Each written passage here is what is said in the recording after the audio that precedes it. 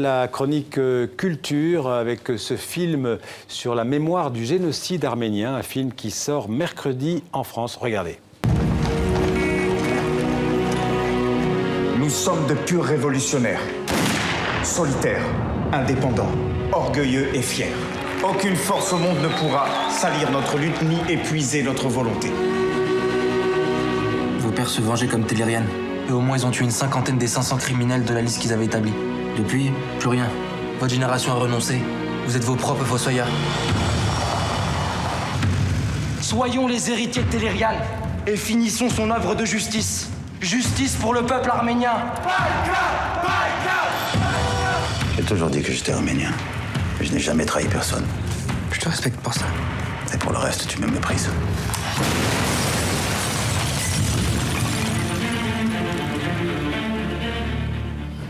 Bonsoir Jean-Baptiste. Donc, une histoire de fou, on vient de voir le titre de ce film. C'est un film de Robert Guédiguian qui sort à l'occasion, qui est arménien lui-même et qui sort à l'occasion, bien sûr, du centenaire du génocide arménien. Et oui, c'est pas la première fois qu'il aborde, Robert Guédiguian, la question arménienne, mais là, c'est en effet spécifiquement à l'occasion de ce centenaire des commémorations de ce génocide. On avait parlé pour nos spectateurs les plus fidèles en début d'année avec un autre film Il y en a beaucoup. turc Fatih Akin qui s'appelait La blessure. Et là, en effet, il aborde cette question.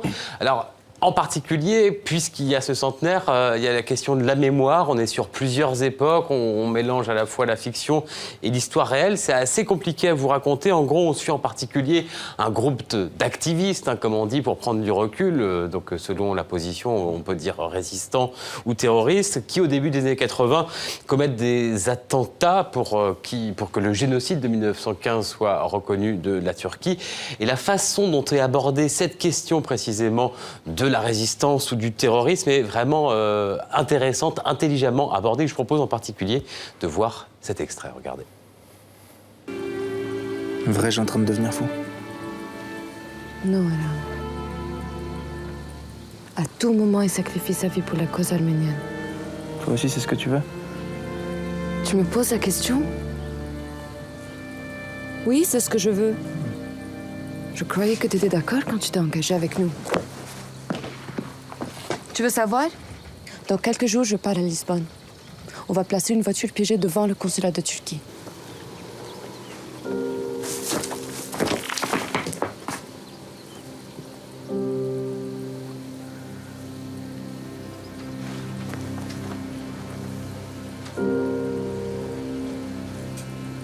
J'aime trop la vie, Aram.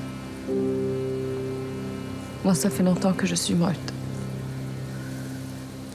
Tout autre chose, on part à Paris pour une exposition consacrée au pape du pop art, c'est comme ça que l'on l'appelle, Andy Warhol. C'est en ce moment donc au musée d'art moderne de la ville de Paris. Vous allez peut-être me dire, encore une exposition Warhol, c'est vrai qu'il y en a beaucoup, une vingtaine par an à travers le monde, mais elle a une vraie originalité, cette exposition. Si, je vous assure, j'essaie de vous convaincre, regardez. Alors, c'est pas une rétrospective, on aborde quelques points particuliers de son œuvre, et notamment ça, c'est l'aspect filmique, cinématographique de Warhol, avec ces petits films de 3 à 4 minutes. Ils sont tournés en 24 images par seconde, ça c'est normal, mais ils sont projetés en 16 images par seconde, c'est ce qui donne cette impression de flottement tout à fait étonnant. Vous voyez à l'instant les moustaches de Salvador Dali, ça ne nous aura pas échappé. Tous ces films ont été tournés à la Factory, qui était le studio de Warhol à New York. Et puis l'autre dimension sur laquelle l'expo parisienne insiste, c'est cet aspect fondamental chez l'artiste assez connu, la répétition, l'accumulation, la série, la saturation de l'espace, qu'il s'agisse de Mao, qu'il s'agisse de Jackie Kennedy. Alors comment est née cette idée de la répétition à l'infini et pourquoi? Quel en est le sens? Séquence révision d'Andy Warhol sur TV5 Monde. Dès le début, il avait mis au point un système de dessin où en fait il dessinait sur une feuille et après il tamponnait sur une autre feuille et l'encre du premier dessin s'imprimait sur l'autre papier qui devenait, si vous voulez, l'original. Et il pouvait tamponner autant de fois qu'il voulait. Et Warhol a toujours été obsédé par cette répétition et tout simplement parce qu'on est à l'ère de la série. Lorsque vous achetez une voiture, c'est la même voiture que celle de votre voisin. Lorsque vous allez dans un supermarché, vous avez des rayonnages de produits identiques. Il est ce reflet d'une société qui n'est plus la société de l'unique, la société du chef-d'œuvre, mais au contraire la société de consommation, la société de masse, la société de flux.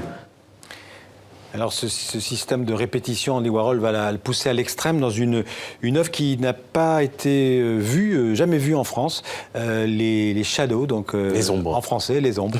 Oui, voilà. En effet, c'est une œuvre qui a été créée en fait pour un endroit qui est DIA, c'est à Beacon dans le New Jersey à côté de New York. C'est une succursale du MoMA et pour la première fois, en effet, cette œuvre que vous voyez sur votre écran a traversé l'Atlantique. C'est un peu le clou de l'expo, c'est même la raison un peu pour laquelle l'exposition a été faite. On est dans une salle de 700 mètres carrés avec 102 toiles sérigraphiées, avec un même motif et ces couleurs flashy, variées, qui imperceptiblement vont évoluer d'une toile à l'autre. Il n'y a pas vraiment de début, pas vraiment de fin. Alors qu'est-ce que c'est exactement que ces shadows? Quelle était l'intention d'Andy Warhol? Élément de réponse. Il va en fait être fasciné par des éléments comme ça, des espèces de gros plans, d'images indéfinissables, qui sont en fait des ombres projetées dans son atelier, qu'il va reproduire sur 102 panneaux et créer une installation gigantesque, qui est un lieu où on pénètre, une sorte d'arène, de cirque.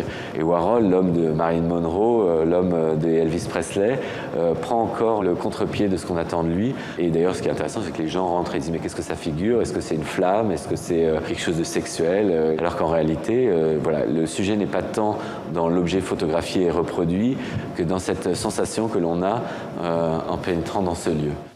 Voilà, l'exposition Andy Warhol Unlimited, sans limite, c'est jusqu'en février 2016 à Paris au Musée d'Art Moderne. Et puis en sortant, ne ratez pas ça, vous voyez, moi je me suis prêté au jeu, un photomaton, sauf que, regardez, clic-clac, ça sort, un petit sourire, et on a notre moment de célébrité, notre quart d'heure de célébrité pour l'éternité, comme le disait Andy Warhol. 9 Jean-Baptiste Urbain pour le prix d'un seul. Ça coûte pas cher, c'est quelques euros. Et l'anniversaire, pour finir, celui d'un des artistes francophones les plus connus au monde, vous allez reconnaître. C'est Alain Delon. Il fête aujourd'hui, même ce dimanche, ses 80 ans, Alain Delon. Mais dans le quotidien français, Le Figaro, cette semaine, il disait qu'il n'avait pas vraiment le cœur à ça. Delon, acteur pour Visconti, entre autres, la popularité un peu souffrante en raison de ses prises de position, disons, controversées sur le Front National, sur l'homosexualité, sur la peine de mort. Mais il peut compter sur l'amitié d'une autre légende vivante, elle aussi un peu controversée. C'est Brigitte Bardot. Regardez cette lettre qu'elle lui a écrite, qu'elle a postée sur les réseaux sociaux. Dans cette lettre, l'actrice devenue défenseuse des animaux lui souhaite un bon anniversaire. Je t'aime 80 fois. Tu es le symbole vivant du chef-d'œuvre que la France a produit durant ce siècle. Voilà comment une légende vivante s'adresse à une autre légende vivante. Et je vous redonne la parole. Quand même, bon anniversaire à Alain Delon. Merci Jean-Baptiste et à très bientôt. À bientôt.